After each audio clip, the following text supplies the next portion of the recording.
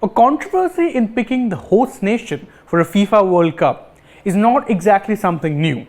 After all, the tournament has previous when it comes to hosting the tournament in countries that are under authoritarian regimes. Yes, in 1934, when Italy hosted the World Cup, they were under the rule of the fascist dictator Mussolini. In fact, in 1978, when Argentina hosted the World Cup, they were under a very brutal military dictatorship.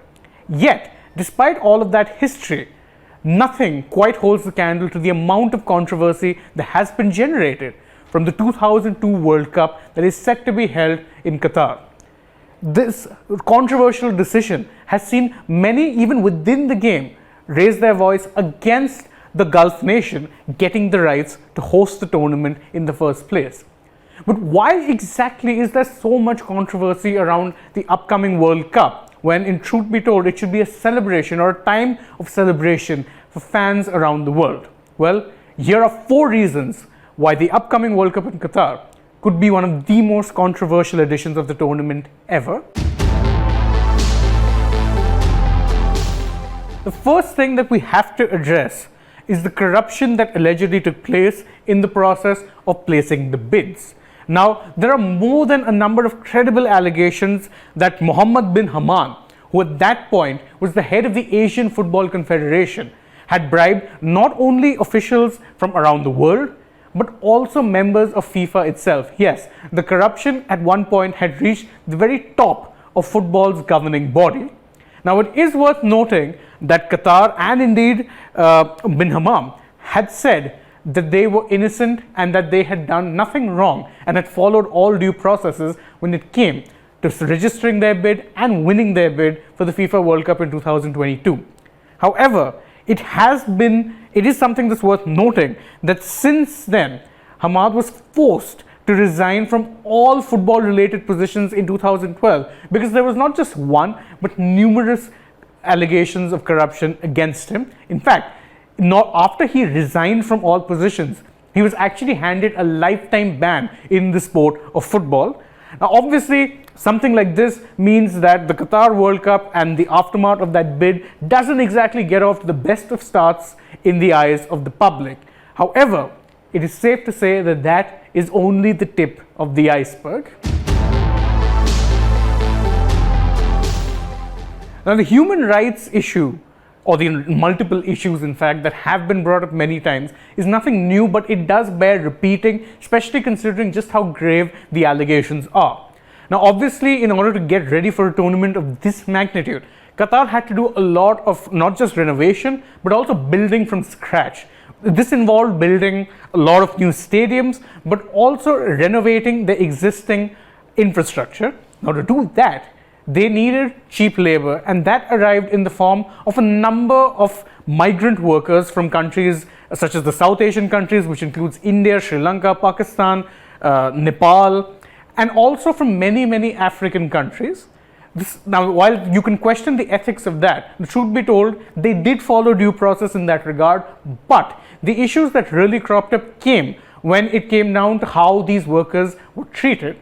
There have been multiple reports which have stated that these laborers were not paid on time and that they were inhumanely treated in the process of getting all of this construction work done.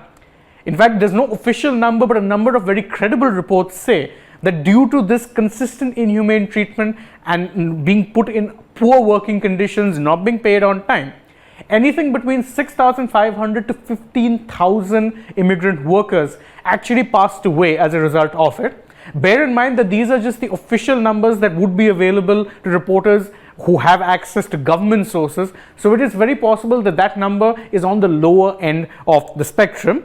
But it's not just the migrant workers' treatment that makes one raise an eyebrow when it comes to Qatar's very poor human rights record. They don't exactly have the best record when it comes to their very own people. In fact, just a few of their issues that one would see is that there is a distinct lack of free speech that is available in the nation. There is forced labor and very poor labor conditions, which we discussed. And there's also a lack of accountability for a number of crimes committed against either women or also the minorities who exist in that country. And then, of course, there is the small, or rather not so small, problem about their stance on the LGBTQIA plus community. Now, the lack of human rights when it comes to the LGBTQIA plus community has been another sore sticking point when it comes to Qatar and hosting the World Cup. Before we get into what it is that the people in power have said, it is worth noting that same-sex marriage in the country is banned and homosexuality is indeed illegal and punishable by death in the country. Now, Qatar's message when it comes to attracting or reassuring fans who are part of the LGBTQIA plus community has been somewhat mixed, because in public they have made it very clear that fans of all walks of life are welcome to enjoy the World Cup. However, that has somewhat changed in recent times, and this was perhaps more evident in an interview by a man who goes by the name of Abdulaziz Abdullah Al Ansari, who is a very key figure when it comes to overseeing security for the entire World Cup that is set to happen in Qatar.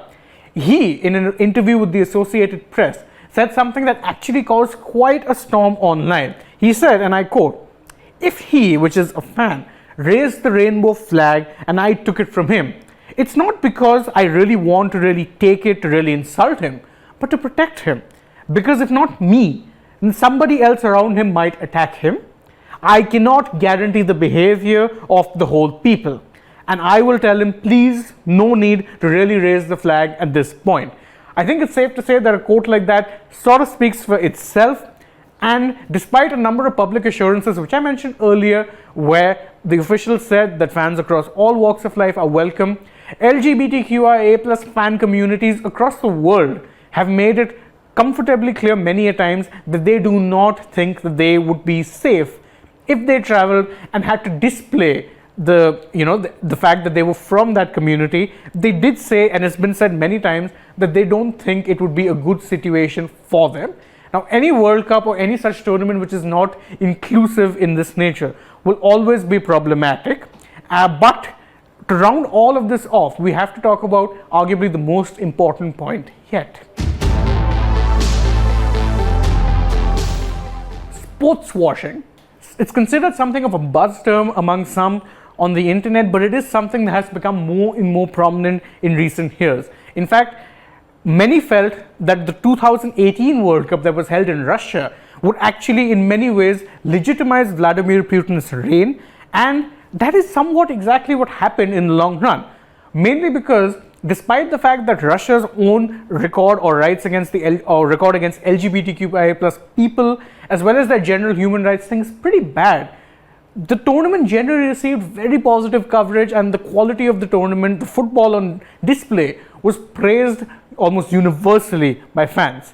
Yet, it did somewhat normalize the Putin regime in the eyes of many, and given the ongoing invasion of Ukraine, you'd think that FIFA, of all parties, would be careful to ensure that something like the kind of sports washing that took place in 2018 might not necessarily take place in 2022. Yet, that is exactly what seems to be happening.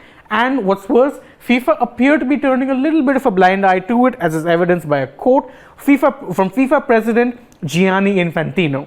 Infantino said that the 2002 World Cup will be a quote-unquote celebration of football and social inclusion.